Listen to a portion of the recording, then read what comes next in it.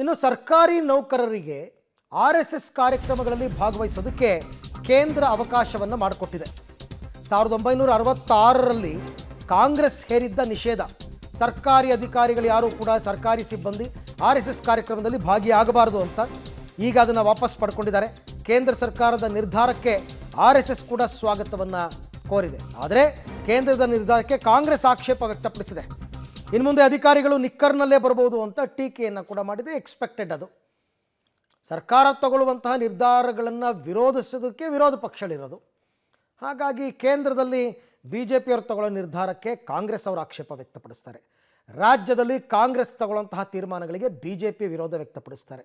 But Congress ಕೇಂದ್ರದಲ್ಲಿ ಈಗ BJP ಅವರು ಸರ್ಕಾರಿ ಸಿಬ್ಬಂದಿಗಳು ಅಥವಾ ಸರ್ಕಾರಿ ನೌಕರರು ಕೂಡ ಇನ್ನು ಮುಂದೆ RSS ಕಾರ್ಯಕ್ರಮಗಳಲ್ಲಿ ಭಾಗಿಯಾಗಬಹುದು ಅಂತ ಮರು ಆದೇಶವನ್ನು ಮಾಡಿದೆ. 1966ಕ್ಕೂ ಮೊದಲಿತ್ತು ಅದು ಹೋಗ್ಬೋದು ಅಂತ. ಬಟ್ 66ರಲ್ಲಿ ಕಾಂಗ್ರೆಸ್ ಸರ್ಕಾರ ನಿಷೇಧವನ್ನು ಹೇರಿತ್ತು. ಯಾವ ಸರ್ಕಾರಿ ಅಧಿಕಾರಿ ಅಥವಾ ಸಿಬ್ಬಂದಿಯೂ ಕೂಡ RSS ಕಾರ್ಯಕ್ರಮದಲ್ಲಿ ಭಾಗವಹಿಸಬಾರ್ದು ಅಂತ. ಈಗ ಅದನ್ನು ವಾಪಸ್ ಪಡೆದಿದ್ದಾರೆ.